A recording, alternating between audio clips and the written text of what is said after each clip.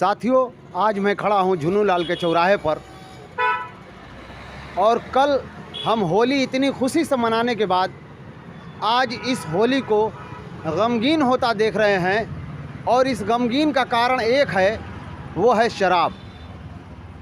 आज मेरे मोहल्ले में ही लगभग 3 से 4 जगह ये घटना हुई, जिसका सबसे बड़ा कारण है शराब।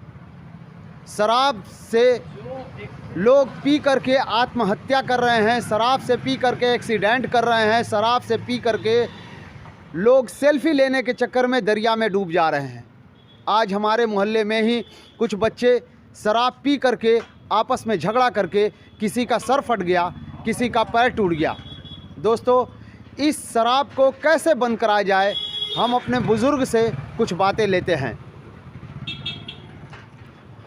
सरकार को इस पर कंट्रोल करना चाहिए। सरकार जो अपने टैक्स के चक्कर में खुलेआम छूट दे देती है, उस पर बंदिश होना चाहिए और एक उम्र की भी व्यवस्था कर दें, इससे कम उम्र के लोगों को शराब न दिया जाए। और ये समाज की बात छोड़िए, ये घर में भी है। बच्चा पी के भाग जाता है, माँ बाप को गाली देता है, भाई बहनों को गाली देता है, पीटता है, घर से निकाल देता है, पैसा छीन लेता है।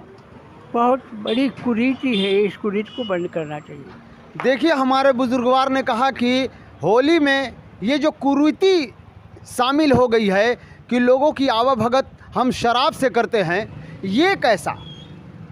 ये होली हमें बताया जाता है कि भक्त प्रहलाद के सकुशल आग से निकलने के बाद उस खुशी में हम ये होली का त्यौहार मनाते हैं और लोगों से कहते हैं कि हमारा बच्चा भक्त प्रहलाद था और सबका बच्चा भक्त प्रहलाद था, इसलिए हम इस होली को मनाते हैं। हम इस पर एक बात और रखना चाहेंगे कि जो पिता अपने बच्चों को अगर होली के दिन ये हाथ जोड़ करके कहे कि बेटा, अगर शराब तुम पियोगे तो मैं इस घर से चला जाऊंगा, हाथ जोड़कर ये कहने के बाद अपने बच्चों को वो बचा सकते हैं। अगर वो इस होली के पहले अपने बच्चों से ये माजरत कर लें कि बेटा, तुम्हें जो खाना है खाओ, जो पीना है पियो, लेकिन तुम शराब न पियो। ये बाप की जिम्मेदारी बनती है, ये माँ की जिम्मेदारी बनती है कि इस आग जिसको हम कहते हैं शराब, इन लपटों से अगर अपने आप को बचाना है तो अपने बच्चों को शराब से बचाइए। शराब एकदम ख़राब है, हमारे और आपके बच्चों की ज़िंदगी ख़राब कर देती है। इसी बात पे मैं अपनी बातों को ख़त्म करूँगा कि शराब ख़राब है, हाथ जोड़कर अपने बच्चों को बचा लीजिए।